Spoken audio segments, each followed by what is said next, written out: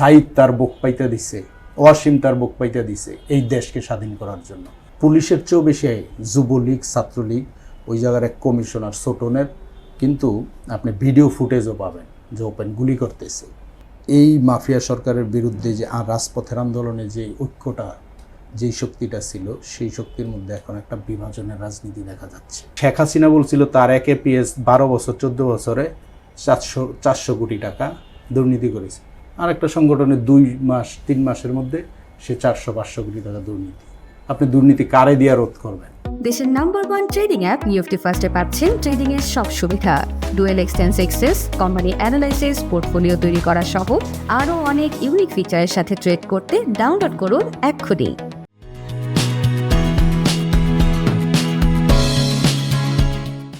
সুপ্রিয় দর্শক, আপনাদের সকলকে স্বাগত জানাচ্ছি বাণিজ্য প্রতিদিনের বিশেষ আয়োজন আগামীর রাজনীতিতে। এই অনুষ্ঠানে আমরা আলোচনা করে থাকি আগামীতে কেমন রাজনীতি চাই ও বর্তমান রাজনৈতিক বিভিন্ন প্রেক্ষাপট নিয়ে। সঙ্গে আছি আমি নজরুল ইসলাম। আজকে অতিথি হিসেবে আমাদের স্টুডিওতে রয়েছেন জগন্নাথ বিশ্ববিদ্যালয়ের ছাত্রদলের সাবেক সাধারণ সম্পাদক সুজন মোল্লা। আপনি একজন জুলাই আন্দোলনের জুলাই যোদ্ধা। আপনি তখন ছাত্রদলের একটা বিশ্ববিদ্যালয়ের শীর্ষ নেতৃত্বে ছিলেন। সেই জুলাই আন্দোলনকে 1 বছর পর এসে আপনি কীভাবে দেখছেন? এত বড় একটা গণ অভ্যুত্থানে শুরু থেকেই এটার একটা প্রেক্ষাপট ছিল। গত 16 বছরে যখন প্রতিটি সেক্টরে এরকম বৈষম্য করা হচ্ছিল, বিচার ব্যবস্থার ক্ষেত্রে, গণতন্ত্রের ক্ষেত্রে, বাক স্বাধীনতার ক্ষেত্রে, এই সকল বিষয়ের প্রেক্ষিতে একটা মাফিয়াতন্ত্র তৈরি হয়েছিল। এই মাফিয়াতন্ত্রেরই প্রতিবাদ করেছি আমরা গত 16 বছর। এবং 1 জুলাই থেকে আমাদের মেধাবী শিক্ষার্থীরা যারা বিভিন্ন প্রকার কোটার কারণে তাদের মেধার সঠিক মূল্যায়ন পাচ্ছিল না এবং তারা রাজপথে নেমে আসে।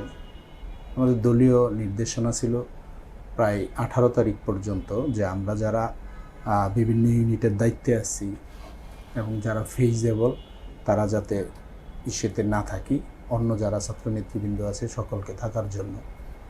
প্রথম থেকে আমরা থাকতাম আশেপাশে যাতে আমাদের ছবি ভিডিওতে না আসে। যেই দিন 16 তারিখ আমাদের ক্যাম্পাস থেকে মিছিল আসার পরে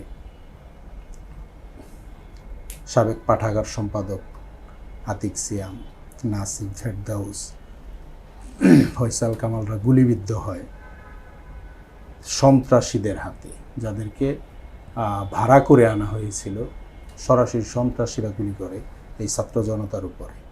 ওই দিনও আমি তাঁতীবাজারে ছিলাম এবং আমি ফেস হইতে পারতেছিলাম না, কারণ আমাদের তো পুলিশ অন্য হয়ে, পুলিশ, ডিবি, মাফিয়া লীগের সকলেই খুঁজতেছিল। তারপর ওখানে দাঁড়ায় ফোনের মাধ্যমে, হোয়াটসঅ্যাপে কথা বলে তাদের সকল চিকিৎসার ব্যবস্থা করি। 16 তারিখ আমি যখন ঢাকা মেডিকেলে যাইতে চাই, ওইখানেও প্রচণ্ড বাজে অবস্থা ছিল।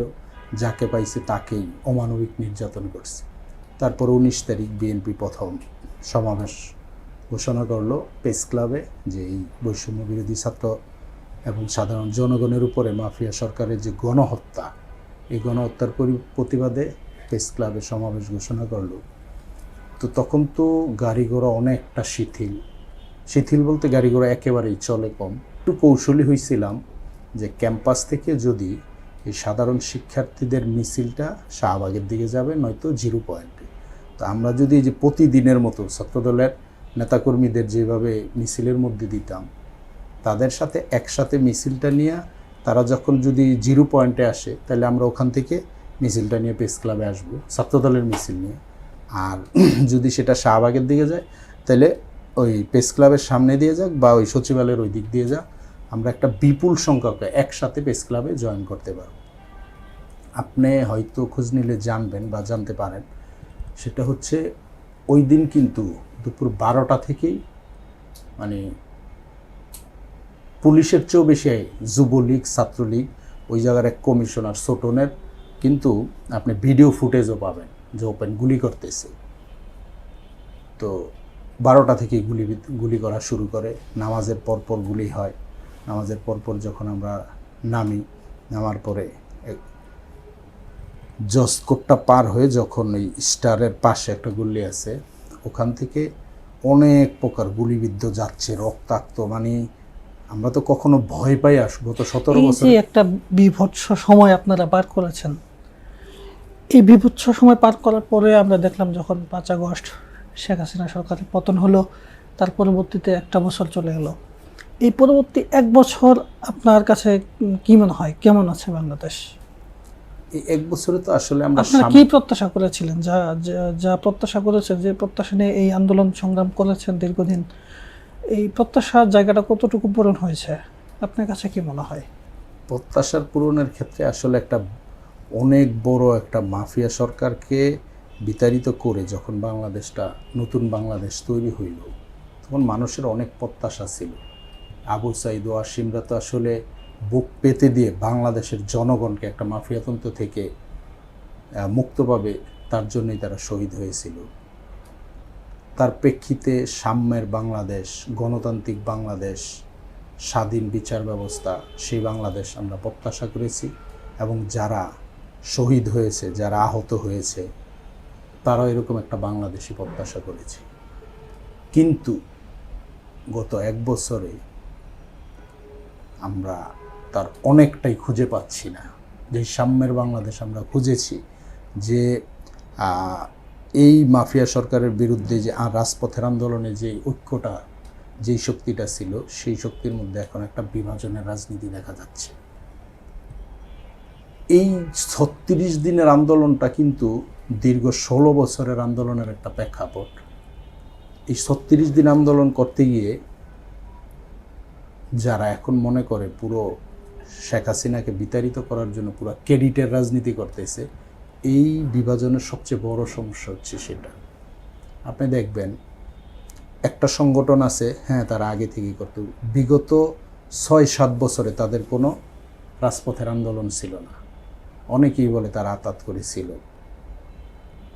তাদের সংগঠনের বিভিন্ন ছাত্র সংগঠন বলেন, তাদের মাদার সংগঠন বলেন, বিভিন্ন সংগঠনের, যেটা স্ল্যাংলি বলে লুঙ্গির তলে ছিল, এখন তাদের প্রকাশ হচ্ছে তারা নাকি এই সংগঠনেরই ছিল। তো এই আমলিগের আমলে যে অপকর্মগুলি করেছে, ওরা যখন ছাত্রলীগ করেছে তাহলে ওদের দায় আছে না? গতকালও শুনলাম এরকম একজন ছাত্রলীগকে ধরছে, যে নাকি ফেসবুকের মাধ্যমে দেখলাম যে নেশা জাতীয় কি গাড়ি দিয়ে নিয়ে আসতেছে, তারা যখন ধরে প্রশাসনের কাছে দিবে, তখন একটা নব্য গঠিত দল তারা তাদের কর্মী দাবি করতেছে। এবং এই ঘটনাগুলি আপনারা বিভিন্ন সময় দেখতে পাবেন। এখন তাহলে এই যে আপনি বলছেন যে এই ধরনের ঘটনাগুলো ঘটছে, তো ফ্যাসিবাদ মুক্ত বাংলাদেশে আপনার পরিবর্তনটা কি পরিবর্তন হয়েছে? তাহলে সেই আগের সময় আর বর্তমান সময়ের মধ্যে তফাৎটা কি আপনার কাছে জানতে চাই। সেটা একটা জিনিস তফাৎ হয়েছে, মাফিয়াতন্ত্রের অনেকটা নিপাত গেছে, যার জন্য আমরা এখন স্বাধীনভাবে আসতে পারতেছি, চলতে পারতেছি, ফিরতে পারতেছি। কিন্তু যেই পরিবর্তন কিছু কিছু লোকের হয়েছে, যারা 36 দিনের আন্দোলন করে নিজেদেরকে জাতীয় বীর ঘোষণা করতেছে। আপনি দেখেন তো, উপদেষ্টা হয়েছে, বড় বড় দায়িত্ব পালন করতেছে, তাদের কার আমার মতো এরকম চোখ গেছে, তাদের কার অনেকের মতো হাত গেছে, তাদের কার ফ্যামিলির একজন শহীদ হয়েছে। আমরা অতীতে দেখেছি 1971 বীর শ্রেষ্ঠের নাতি পুতিরা এখন ভ্যান চালায়, আর সেই মুক্তিযুদ্ধকে দীর্ঘ 16 বছর এর আগেও শেখ মুজিব থাকতেও এই মুক্তিযুদ্ধ বিক্রি করে করে খাইছে। অথচ তাদের অবদান কি? তারা যখন রাজনৈতিক নেতারা ব্যর্থ হয়ে ইন্ডিয়াতে পলায়ন করেছে, তখন মেজর জিয়াউর রহমান স্বাধীনতার ঘোষণা দিয়েছে। ওনার কি দেওয়ার কথা ছিল? যখন দেওয়ার মতো কেউ ছিল না, তখনই বের হয়ে আসছে। অনেক নেতৃবৃন্দ ছিল, সাইদ তার বুক পাইতে দিছে, ওয়াসিম তার বুক পাইতে দিছে এই দেশকে স্বাধীন করার জন্য, দ্বিতীয় স্বাধীন করার জন্য, গণতন্ত্র মুক্ত করার জন্য। এখন যারা এই যে আপনি যেই কথাটা বলেন, আমরা কি পাইছি?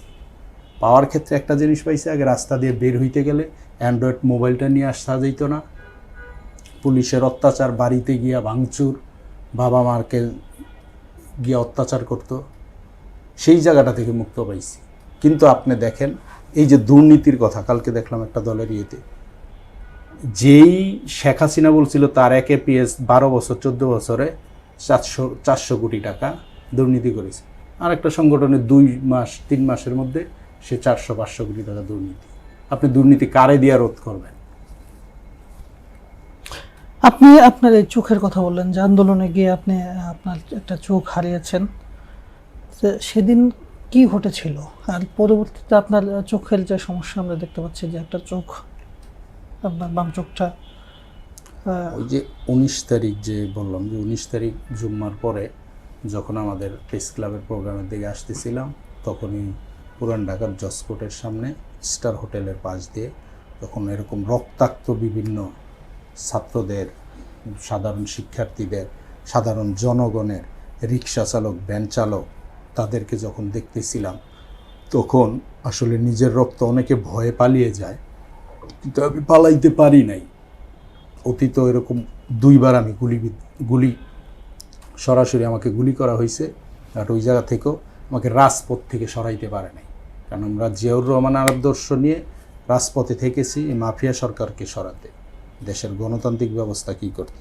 ওই দিনও যখন এরকম বিভিন্ন জন আসতেছিল, তখন অনেককে নিয়ে সামনে যখন আগাই, ঠিক 20-21 ফিট হবে সামনে থেকেই পুলিশ গুলি করার পরে 2টা রাবার বুলেট আমার চোখে সামনে থাকে, এটা আমি পরবর্তীতে জানতে পারছি। আর 2টা এই চোখ ভেদ করে রেটিনা ভেদ করে 2 সাইডে চলে আসে। তো সাথে সাথে একটা রিক্সা নেই, রিক্সাতে ওইটাতেও অ্যাটাক করে। এই যে মাফিয়া লীগের মানে কি বলবো, তারা মানুষ নামের জানোয়ার, যে একটা ছেলের এইভাবে রক্ত পড়তেছে, চোখটা চলে গেছে, এরকম শত শত লোকই ওই দিন ইয়া হয়েছে। সর্বাত্মক গুলি হয়েছে ওই দিন। কবি নজরুলের পাশে 4 জন শহীদ হয়েছে ওই দিন। তো পরে এই গুলিবিদ্ধ হওয়ার পরে তখনও কিন্তু বিদ্রোহ, প্রথম বুঝি নেই, পরে না বুঝতে পারছি যখন এই চোখে আর কিছুই দেখি না, রক্ত পড়তেছিল। তো ওখান থেকে রিক্সা নিচে, রিক্সায় যাওয়া যায় নাই। পরে আবার অ্যাটাক হওয়ার পরে ভিতরে চলে যাই, একটা সিএনজি ডাইকে আনি, সিএনজির ভিতরে চোখ মুইসা যাতে না বুঝতে পারে, চোখ মুইসা চক্ষু বিজ্ঞান হাসপাতালে যাই। আপনি দেখেন কতটা ওরা স্বৈরাচারী ছিল। চক্ষু বিজ্ঞান হসপিটালের যে ডাক্তার, তার আচরণে সে ডাক্তার না, সে কসাই হবে। এরকম একটা তাজা চোখ, গুলিবিদ্ধ হয়েছে, ব্যথা স্বাভাবিক, আমাকে অ্যানেস্থেশিয়া দিছে, কিন্তু তখন অনুভূত হচ্ছিল এই চোখটাকে শিলাচ্ছে। তা আমার কি শব্দ হবে না, ব্যথা পাবো না? এটা করলে সে আমার ধমক দিত, যে আপনি এরকম করলে কিন্তু আমি শিলাবো না, আপনি এরকম করতেছেন। আজীব একটা কথা না, আমি তো আর জানি না কতটুকু অ্যানেস্থেশিয়া লাগবে। তারপর ওখান থেকে শেষ করে 3 দিন পরে গিয়ে আবার ওই ইটা কাঠাই আমাদের যে উপরে। এখন কি অবস্থায় আছে? আপনি কি এই চোখটাতে একদমই দেখতে পান না? না, এই চোখটা আমি দেখতে পাই না। এটা শুধু আমার এই হ্যান্ড মুভিংটা বোঝা যায়। এটার অপারেশনের লেন্স ফেলে দিছে, ওইটার আরও 3 মাস পরে আর 2টা অপারেশন বাকি, হয়তো এরপরে আবার অপারেশন লাগে নাকি জানি না।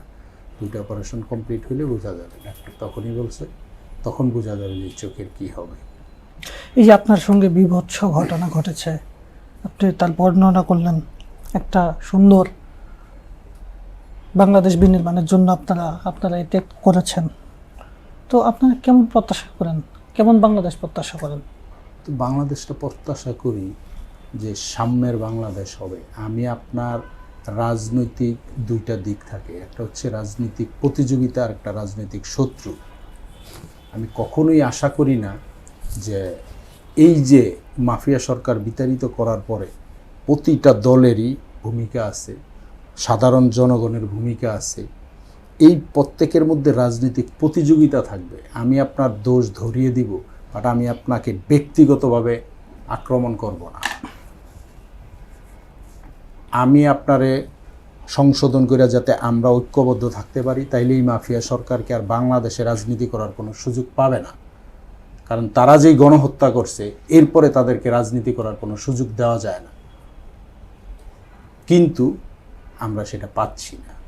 বারবার বিভাজনের রাজনীতি, বারবার ক্রেডিট নেওয়ার রাজনীতি। ক্রেডিট, এই যে আমি একটা জিনিস বললাম, 71-এর বীর শ্রেষ্ঠের নাতে এখন ভ্যান চালায়, আর ওই সময় রাজাকাররা বিশাল ঐশ্বর্যের মালিক। আপনি বর্তমানে 24-এ দেখেন তাই হচ্ছে। আপনি প্রতিটা সেক্টরে গিয়ে দেখেন, প্রতিটা সেক্টরে তাই হচ্ছে। কারা যারা এই রাজপথে ছিল না, প্রতিটা সেক্টরে গিয়ে তাই হচ্ছে। আপনি এই মুক্তিযোদ্ধাদের কোথায়, এই মুক্তিযোদ্ধা এই যে জুলাই যোদ্ধা তাদের কতটুকু? আমি একটা ইউনিটের সাধারণ সম্পাদক, এর আগে অনেকবার গুলিবিদ্ধ হয়েছে, আহত হয়েছি, চোখের অনেকবার, এটা বর্ণনাতীত। তো এইবার হওয়ার পরে যেই সরকারটাই আসলো হচ্ছে এই জুলাই যোদ্ধাদের আন্দোলনের ফসল। আমারে কোনোদিন খোঁজ নেয়নি, আমার গিয়া খোঁজ নিতে হয়েছে। কেন? আপনারা তো আসছেনই তাদের উপরে বর করে, তাদের খোঁজ নেবেন না? মিডিয়াতে বড় বড় কথা বলতেছেন, তাদের এই দিচ্ছেন ওই দিচ্ছেন, কি দিচ্ছেন? আপনারা তো কিচ্ছু দিচ্ছেন না। আপনারা উপদেষ্টায় বানাচ্ছেন, আপনারা এই নাগরিক কমিটি বানাচ্ছেন, কাদের দিয়ে বানাচ্ছেন? আপনি একজন একটা এই রাবার বুলেট খাইছে, আরেকজনের পাও চলে গেছে, আপনি পাও যার চলে গেছে তারে কি করছেন? যে রাবার বুলেট খাইছে তারে নিয়ে দেখাচ্ছেন, এটা তো এক ধরনের ভণ্ডামি। আমরা এই বাংলাদেশ তো চাই নাই। আমরা এই বাংলাদেশের জন্য অবশ্যই যাদের ত্যাগ আছে তাদেরকে, আমি বলি না শুধু আমাকে করতে হবে, যাদের ত্যাগ আছে তাদেরকে মূল্যায়ন করেন। যেই রিক্সাওয়ালা ভাইটা, যে ভ্যান চালক ভাইটা, যে দিনমজুর ভাইটা এই বাংলাদেশ বিনির্মাণের জন্য, মাফিয়াতন্ত্র সরানোর জন্য রাজপথে ছিল, গুলি খেয়েছে, তাদের মূল্যায়ন করেন। তাদের মূল্যায়নের জন্য আমি জোর দাবি জানাচ্ছি আপনার মাধ্যমে। আমরা গত কয়েকদিন ধরে দেখছি যে বিএনপির বিরুদ্ধে বিভিন্ন দলের এমনকি বিভিন্ন দলের যে ছাত্র সংগঠন রয়েছে তারাও বিভিন্ন ধরনের বক্তব্য দিচ্ছে। এগুলো আসলে কেন হচ্ছে? এটা আসলে তারা কি চায়? এটা আসলে হাস্যকর একটা জিনিস। দেখেন, একটা দল 2 মাস আগে জন্মগ্রহণ করছে, অভিজ্ঞতা একটা বড় বিষয়। আপনি যে কোনো জায়গায় স্যালারির ক্ষেত্রে অভিজ্ঞতা দেখে, প্রতিটা ক্ষেত্রে অভিজ্ঞতা দেখে। আপনি বিজ্ঞানে, আমি ইন্টারমিডিয়েট পর্যন্ত বিজ্ঞানে পড়েছি, যত টেস্ট করতাম না, ওই যে আমাদেরকে প্রথমে অল্পইভাবে দিত, ব্যাংক কাটাইতে দিত, তারপরে কিন্তু মানুষের ডাক্তার হইলে মানুষের অপারেশন করে। তারা তো 2-3 মাসের একটা আয়া, তারা কিভাবে বুঝবে যে বাংলাদেশ কিভাবে বিনির্মাণ হবে? রাজপথের আন্দোলন আর বাংলাদেশ পরিচালনা করা দুটো কিন্তু এক না। একটা জিনিস আমি শুনেছি, ভাসানী সাহেব বলেছিল যে শেখ মুজিবুর রহমান স্টেজের নেতা, বক্তৃতা দেওয়ার নেতা, দেশ পরিচালনা তার কাজ না। এই কারণে কিন্তু দেশ 74-এর দুর্ভিক্ষ ঘটছে। রাজপথে থেকেছি। এখন আমি যদি আমার এই অবস্থা থেকে আমাদের সিনিয়র নেতৃবৃন্দ যারা অনেকবার দেশ পরিচালনার জন্য ছিল, আমি বলি যে আমি তাদের চেয়ে ভালো চালাইব, এটা অসম্ভব। আমার তো অভিজ্ঞতা নাই। ওনারা আসছে, ওনাদের প্রতি সহানুভূতি আছে, ওনাদেরকে আমরা ছাড় দেওয়ার জন্য সর্বাত্মক চেষ্টা করি যে ওনারা ঘুরে উঠুক, এবং এই যে যেই বয়সটা, এই বয়সের প্রতিটা ছেলে যাতে পলিটিক্সের প্রতি একটা সহানুভূতি আসে। কিন্তু যদি ওই 400 কোটি টাকা 150 কোটি টাকার দুর্নীতি দেখে, ওনাদের যে স্ল্যাং ল্যাঙ্গুয়েজ, এগুলি শোনার পরে আবার তো এই যুব সমাজ, ছাত্র সমাজ বিমুখ হবে, রাজনীতিক বিমুখ। দেখেন, কিছুদিন আগে জিয়াউর রহমান রেনিয়া বলছে, বেগম খালেদা জিয়া রেনিয়া, তারেক রহমান রেনিয়া, জিয়াউর রহমান রেনিয়া কীভাবে তারা চিন্তা করে। কারা বলছে? একটা দল আছে যারা 71-এ গণহত্যা করছে। আমি এই জিনিসটা আপনাকে স্পষ্টভাবে বলি, 71-এর গণহত্যার 24-এর গণহত্যা দুইটা আলাদা জিনিস না। 71 আর 24 দুইটা আলাদা জিনিস না, তবে 71 আরও বেশি গুরুত্বপূর্ণ, কারণ ওই সময় আমাদের বাংলাদেশ গঠিত হয়েছে। ওটাকে আপনি কোনোভাবেই ছাড় দেওয়ার সুযোগ নেই। এটা বাংলাদেশের মধ্যে একটা স্বৈরাচার সরকার, অনেকগুলি দলের মধ্যে একটা দল স্বৈরাচার, তারে আমরা বিতাড়িত করছি। 71-এ বাংলাদেশ গঠিত হয়েছে। সেই 71-এ যখন রাজনৈতিক দলগুলি ব্যর্থ হয়ে ইন্ডিয়াতে পলায়ন করছে, তখন জিয়াউর রহমান স্বাধীনতার ঘোষণা দিয়েছে। আপনি জানেন, সেনাবাহিনীর আইনে যদি বাংলাদেশ স্বাধীন না হইতো তাহলে ওনার কী অবস্থা হতো। উনি বাংলাদেশে গণতন্ত্রের প্রবর্তন করছে। উনি বাংলাদেশের একটা তলাবিহীন জুড়ি থেকে একটা সচ্ছল বাংলাদেশ তৈরি করছে। বেগম খালেদা জিয়া, তিনি আপসহীন নেত্রী, তিনি বাংলাদেশের গণতন্ত্রের জন্য বিনা দোষে বারবার জেল কারা নির্যাতিত হয়েছে। আর তারেক রহমান, আমি আপনাকে না, আপনার মাধ্যমে ওদেরকে চ্যালেঞ্জ দিই, বাংলাদেশে তারেক রহমানের মতো এইরকম বংশের কেউ আছে? তার বাবা সেনাবাহিনীর প্রধান ছিল, বাংলাদেশের স্বাধীনতার ঘোষক, বহুদলীয় গণতন্ত্রের প্রবর্তক, সবগুলি মিডিয়ার স্বাধীনতা দিয়েছে, যেটা শেখ মুজিব বন্ধ করে দিয়েছিল। বেগম খালেদা জিয়া বাংলাদেশের প্রথম প্রধানমন্ত্রী, মহিলা প্রধানমন্ত্রী, 3বারের প্রধানমন্ত্রী। আমাদের তারুণ্যের অহংকার তারেক রহমান, এই তার শ্বশুর ছিল রিয়েল অ্যাডমিরাল, সাবেক পাকিস্তান আমলের মন্ত্রী। এইরকম রাজকীয় ঐতিহ্যবাহী ফ্যামিলি থেকে আসা হচ্ছে তারেক রহমান, তাকে নিয়ে কথা বলে। এখন আমি ধরেন ট্রাম্প, তারপরে রাশিয়ার প্রেসিডেন্ট, লন্ডনের প্রেসিডেন্টের বিরুদ্ধে বলতে পারি, এটা তো তাদের কিচ্ছু হবে না। কিন্তু আমি যদি বলি তাহলে আমাকে মানুষ কি বলবে? পাগল। তো এই যে গতকাল একটা কথা বলছে যে আমাদের যে বর্তমান মুখপাত্রের দায়িত্ব পালন করছে সালাউদ্দিন আহমেদ, উনি ওনাকে যখন গুম করে নেওয়া হইল, যখন এই বাংলাদেশের মাফিয়াতন্ত্র হাসিনার বিরুদ্ধে কথা বলার জন্য একজনের পর একজন গ্রেপ্তার হচ্ছে, গুম হচ্ছে, খুঁজে পাওয়া যাচ্ছে না, তখন তিনি সাহস নিয়ে মিডিয়ার সামনে আইসা বিভিন্ন অবরোধ হরতালের প্রোগ্রামের প্রেস ব্রিফিং করতেছিল। তারপরে মাফিয়া সরকার তাকে ইন্ডিয়ার সহযোগিতায় ইন্ডিয়াতে গুম করে রাখে, 10 বছর ওই দেশে নির্বাসিত, তারপরে আসছে।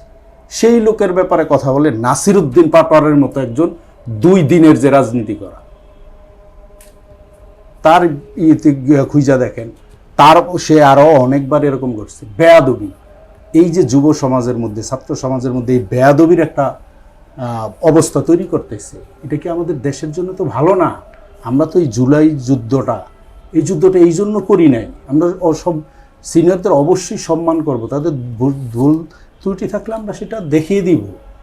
কিন্তু আমি তাদেরকে এইভাবে অপমান করে কথা বলবো? কাদের ব্যাপারে কথা বলতেছেন আপনি? 2 দিন যাবত আইসা অনেক দায়িত্ব নিয়ে অনেক প্রকার দুর্নীতি আপনাদের বিরুদ্ধে আসে, আর আপনি কার বিরুদ্ধে কথা বলতেছেন? একটাবার চিন্তা করা দরকার তো। নয়তো আমাদের যেই আশা নিয়ে আমরা জুলাই যুদ্ধ করলাম, গত 16 বছর রাজপথে গুলির মুখে যুদ্ধ করলাম, সেটা সম্পূর্ণ দলির সাথে। তবে একটা আশার কথা, একটা জিনিস পাইছি, যেটা আমাদের জাতীয়তাবাদী দল এবং তারুণ্যের অঙ্গদ তারেক রহমান সম্পূর্ণ বাংলাদেশপন্থী হয়েছে, যেটা সারা বাংলাদেশের মধ্যে ক্রিস্টাল ক্লিয়ার যে আমরা বাংলাদেশপন্থী। আমরা নয় দিল্লি, নয় পিন্ডি, আমরা বাংলাদেশপন্থী। আমরা অনুষ্ঠানের একদম প্রায় শেষ পর্যায়ে চলে এসেছি। আমরা শেষ প্রশ্ন দিয়ে অনুষ্ঠানটি শেষ করব। সেটি হচ্ছে, গতকাল বিএনপি মহাসচিব মির্জা ফখরুল ইসলাম আলমগীর বলেছেন যে গণতন্ত্র ও 71 প্রশ্নে কোনো আপোষ নয়। তিনি হঠাৎ করে এই ধরনের কথা কেন বললেন? যে গণতন্ত্র ঠিক আছে, 71, আবার এখন কি 71 বিরোধী কিছু চলছে নাকি? না, এখন 71 বিষয়টা তো কারণ হচ্ছে আমরা দেখেছি গত 15-16 বছর আওয়ামী লীগের মুখ থেকে এই 71 শব্দটাই বারবার বের হচ্ছিল, যে 71 বিরোধী। বিএনপি কেন আবার সেই ওই জায়গাটাতে আবার 71-এ গিয়ে আবার স্ট্যান্ড নিচ্ছে কেন? এখন বাংলাদেশটা সৃষ্টি হয়েছে 71-এ, আপনাকে ওইটা কিন্তু ভুলে যাওয়ার কোনো প্রকার স্কোপ নাই। বা 71-এ গণহত্যা হয়েছে, 24-এও গণহত্যা হয়েছে। 24-এর গণহত্যা একটা দলের বিরুদ্ধে, 71-এ বাংলাদেশ সৃষ্টির ক্ষেত্রে। সে 71-এর গণহত্যা তো অবশ্যই বিচার হবে। 71-এ যারা অপরাধী, তারা বাংলাদেশের জনগণের দায়িত্ব নেওয়ার কোনো অধিকারই নেই।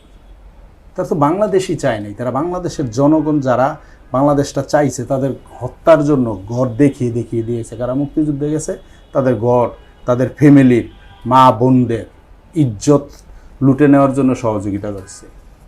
সেই 71-এর ক্ষেত্রে তো আমাদের কখনোই ছাড় হবে না। বাংলাদেশ যতদিন থাকবে ততদিন 71 থাকবে।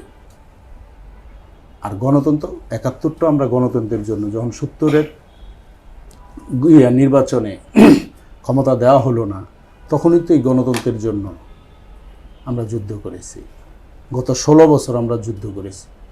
তো সেই গণতন্ত্রের জন্য আমরা তো বারবার একটা বলতেছি যে আপনারা এত ভালো, এত কিছু করেন জনগণের, যদি আপনার নির্বাচনের মাধ্যমে আসেন, জনগণ রায় দেয়। এই যে গণ উদ্বোধন হয়েছে, জনগণ মারা গেছে না, এরা কারা? জনগণ যুদ্ধে আসছে না, এরা বর্তমানে এখন এরা কারা বর্তমান সময়ে? হ্যাঁ, আপনার যাদের উদ্দেশ্য করে বলছেন, জি, এরা কারা? এই যে 71 বিরোধী, 71-এর প্রশ্ন ছাড় নয়, কাদেরকে এই হুঙ্কার দিচ্ছেন আপনারা? 71-এর দোসর যারা ছিল, 71-এর রাজাকার আলবদর যারা ছিল, এটা তো অনেকটা পরিষ্কার। এইটার সাথে যারা সম্পৃক্ত তাদেরই, এবং তাদের ষড়যন্ত্র এখন আবার আমরা দেখতে পাচ্ছি বাংলাদেশকে পিছিয়ে নেওয়ার জন্য। আমরা কিন্তু বাংলাদেশের জনগণ চোখ খুলেছে ওই পিছিয়ে যাওয়ার জন্য না, বাংলাদেশ সামনের দিকে চলে যাওয়ার জন্য। ওনারা বারবার পিছনের দিকে নেয়। যেই যে গণতন্ত্রের মাধ্যমে বাংলাদেশের জনগণের হাতে ক্ষমতা দিয়ে দিবে, বাংলাদেশের জনগণ তাদের সিদ্ধান্ত নেবে। যেহেতু বিগত 16 বছর বাংলাদেশে ভোট দেওয়ার কোনো সুযোগ ছিল না। আর যারা এই ষড়যন্ত্রের সাথে সম্পৃক্ত, এর মধ্যে অনেকেই সে 71-এর ষড়যন্ত্রের সাথে সম্পৃক্ত। এই কারণেই আমাদের মহাসচিব এই কথা বলেছে। আপনাকে অনেক অনেক ধন্যবাদ আমাদেরকে সময় দেওয়ার জন্য। আপনাকেও ধন্যবাদ, দর্শক শ্রোতাদেরও ধন্যবাদ যারা আমার শুনে আমাকে অবশ্যই ভুল ত্রুটিগুলি দেখিয়ে দেবেন। ধন্যবাদ।